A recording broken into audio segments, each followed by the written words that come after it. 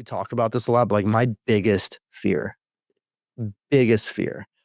is, besides bees, is like just straight up death. And I know like a lot of people are scared of it. Like I get it, but like I think about it more than I need to.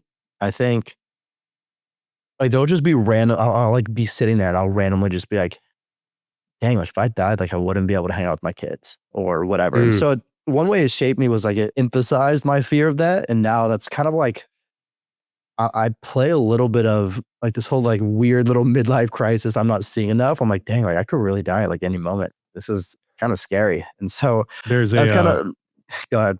Yeah, I was gonna say there's a clinical term for that. It's thanatophobia. Have you heard of that phobia?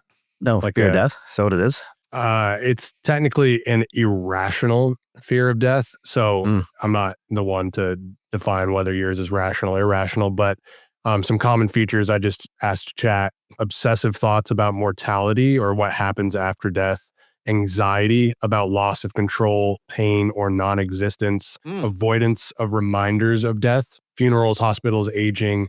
It says it can manifest as panic attacks, insomnia, or existential dread. Some related topics are like necrophobia, which is fear of dead things, existential anxiety, which, you know, we've talked a little bit about that on the show. But yeah, I think there's time. I mean, I feel like it's just so overplayed to say the word midlife crisis at this point, but I feel like that's part of a midlife crisis is you have this dread and existential overwhelming, you know, you're overwhelmed existentially about like your own mortality, your aging, the fact that you will die someday and it is unavoidable, which is, it forces you to think about what happens. Yeah. A lot of people don't think about what happens when they die until that crisis, and it's uncomfortable. So you either avoid it, which is what unfortunately I think most people do, is they avoid thinking about it, or you figure out what you believe about death. And that's just as, if not more uncomfortable than avoiding it. Yeah. So what else? Then the last thing, really random, but I'm thinking about it just because it's high school days.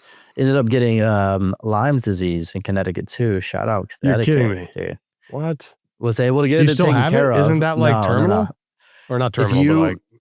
Yeah, no, I get what you mean. Like it is permanent. It's perpetual. So like if I were to go get tested for Lyme disease, it would show up positive. But are you serious? What? It would, but it doesn't affect me right now. So I'm good. So now there's like antibiotics and stuff like that that like can knock it out, like knock out the symptoms, unless it's like severe, right? But they caught it super, super early. So they were like, just take this, you know, antibiotic for 30 days and then you'll be good. So I took it for 30 days. I think I took it for the whole 30 days. I went to Mexico. Dang, that's a long antibiotic.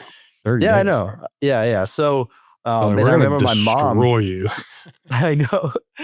My mom lied to me about it because she was scared to tell me, because when you look it up, when you look it up, it's scary, right? And so that's all I know. I've just looked it up. Like it's like, oh snap, destroys your joints and all that stuff. Yeah, like straight up like lethargy for the rest of your life.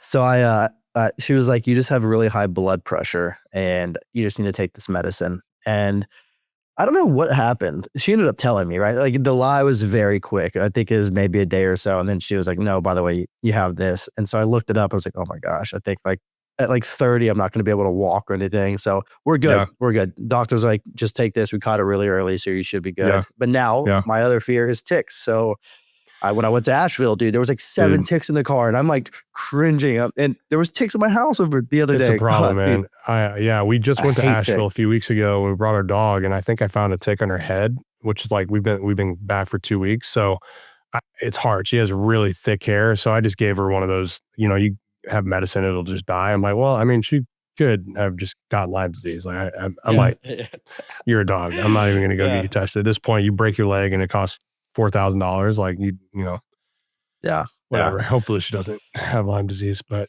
it's